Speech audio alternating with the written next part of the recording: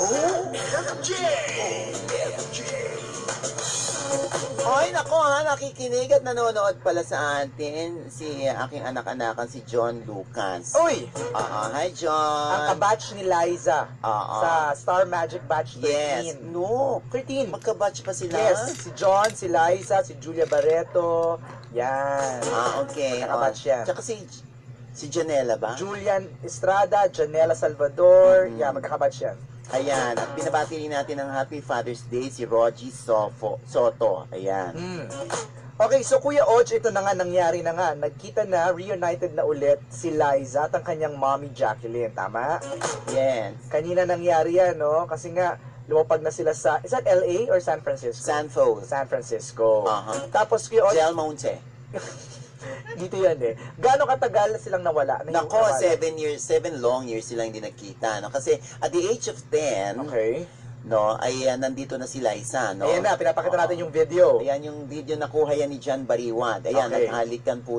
humalik si Mami Jacqueline at bitbit ni Mami Jacqueline yung mga anak niyang maliliit. Okay. Kung hindi ako nagkakamali, na may 6 na kapatid si Wow, ang dami. Liza sa kanyang ina sa I think sa 2 ama. Okay. Okay, si Liza naman syempre ang tatay ni Liza ay Pinoy. Okay. No? Pinoy at 2 sila. Okay. 2 sila. So, sila ang pinakapanganay na Si mga Justin anak. and si Liza. Si Justin at si Liza, no? Okay. At ang parang boy male version ni Liza itong si Justin. Ay, gwapo! Mukha, oo. Oo. At si Mami Jacqueline ay hindi makapaniwala talaga na sikat ang kanyang anak at ito't pinagkakaguluhan, ano? At hindi rin kakaila na yung ilong ni Liza ay 2 ang buta. Ay, 2 ang butas. Totoo namang may 2 ang butas nun eh. Ay, yung ganong katangos. Tinan mo yung kung nanonood po kayo dito sa DCMM Teleradyo, no? Paulit-ulit po namin pinapakita sa inyo yung video kung saan pagdating ni Liza ay agad itong sinalubong at niyakap ng bonggang-bonggang kanyang ina na hindi niya nakita for 7 long years, no? Okay. At ayan, tinan mo yung ilong ng nanay niya, hindi ba? Talaga, Diyos ko naman. Tangos eh. Ang tangos, no? Oo. Abay, sino ba naman ang mag-aakala na ganun katangos ang ilong ni Liza, no? Na minana niya sa kanyang mami Jacqueline. At tuwan-tuwa rin si Ken. Oo. Kasi alam mo, si Ken kilala niya yung nanay. Ay, Kasi talaga? during the tapings ng Forevermore, ay ini-Skype nila si Mami. So nasisilip niya. Nag-i-Skype sila at pinapakita ni Liza yung Mami, here's my mom, Okay. chuchu. Ayan, at mukhang kalog naman daw ang nanay. Sabi naman ni Enrique sa akin, ano? Pansin mo, Kuya Odge, no? Feeling ko, gulat na gulat siguro yung mga Amerikano nandiyan sa Sanfo. Bakit pinagkakaguluhan? Sino pinagkakaguluhan itong mga ito, at no? karamihan doon na sumalubong ay kasi nga in-announce nila na ang pagdating nga ng Lisken doon, ano?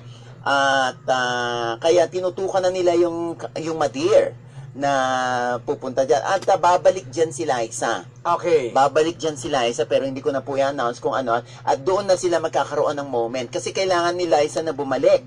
Oo. Dito, no? Sa 24 ang kanyang balik dahil marami siyang mga commitments dito, no? Dahil yung mga hindi nagawang commitments ni Liza during the Forevermore tapings, tsaka yung Just the Way You Are shootings, hindi po maisingit yung ibang mga commitments si Liza. Kaya nung tapos na itong mga 2 na ito na pelikula at teleserye, ay saka pa lang umano si Liza.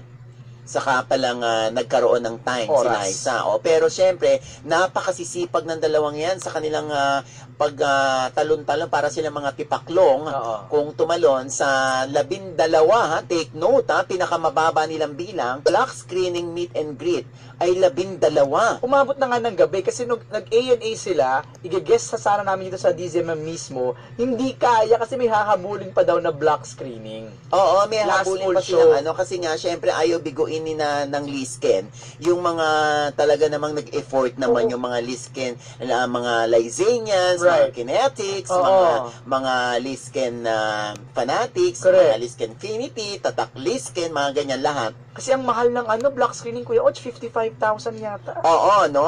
Mahal talagang black screening, no? Hindi lang natin alam kung magkano naman ang white screening. I knew it. Pero may tanong ako, Kuya Och. Kamusta ang relationship naman ni Liza sa kanyang father? Oy, okay naman. Okay Okay. naman, ano. Kaya nga lang, hindi nagkaroon ng pagkakataon si Liza na maka-dinner o si Daddy John, ano. Maka-celebrate. Maka-celebrate Oo. yung Father's Day presentation nila. Kasi nga, sunod-sunod yung trabaho ni Liza at naiintindihan naman ito ni Daddy John, ano. Okay. Siguro pagbalik ni Daddy John ay magkakaroon na sila ng pagkakataon. Alam mo, hindi naman ang Father's Day, hindi naman lang yan sa araw araw mismo lang. ng Father's Day isineselebrate. Dapat yan araw-araw, no? Tama. Saka mo lang hindi na isa-celebrate yan pag tigok na yung tatay mo.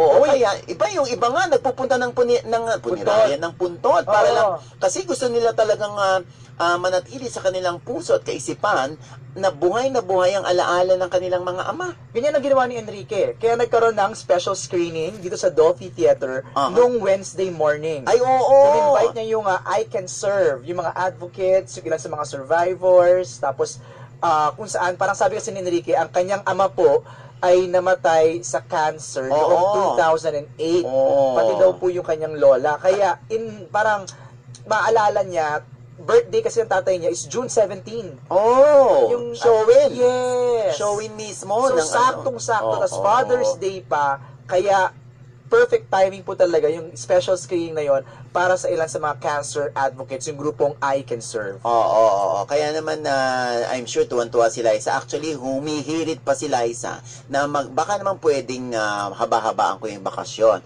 So, kinausap ko si Liza, anak, baka pwedeng sa July ka na bumawi. Kasi aalis pa rin si Liza eh. Okay. Sa July ka na bumawi, anak. Bitin kasi doon. eh. Kasi nga madami kami na Naka-line up. Oo, hindi naka-line up, kundi talagang Naka-ready nakatanguan na na. namin. Alam mo si Liza, nung interview ko siya, Oo. sabi ko, mas close pala talaga siya sa mom niya kahit na medyo 7 years na silang magkahiwalay. Kasi nag-Skype naman sila, nag-uusap naman sila through Oo, sabi, I'm Skype. so close to my mom. Oo. At sobrang mahal niya. Binitbit pa nila yung isang kapatid niya sa nanay. Correct. Di ba? Maliliit pa yung kanyang mga kapatid. Siya yung talagang pinakapanganay, no? Siguro nagtataka din yung mga kapatid niya, no?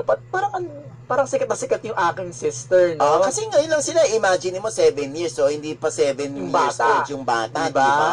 Ano ba itong ginagawa ko dito? Ba't ako karga-karga nito at pinagkakaguluhan siya ng mga tao? Di ba, Mga ganun no? siya, di ba? Oo. Kaya tuwan-tuwa. Alam mo, ang daming mga fans nila sa Soberano ang talaga nagtutweet sa atin at sinasabing sobrang na-touch sila sa pagkikita ng mag-ina. Correct. No? Actually, balak nga ni Liza na kapag nagkapera siya ng bonggang-bongga, gusto niyang paluwisin dito yung kanyang mami. Yun na nga yung next question ko. Nag-express na ba ng intent yung nanay ni Liza na magbumisita ng bakasyon? Bumisita, oo. Oo. Hindi, parang mas gusto ni Liza yon. Kasi sabi ko Okay. nga sa kanya, anak, ano bang mo? Bago ka magka-boyfriend, sabi ko sa kanya noon, di ba?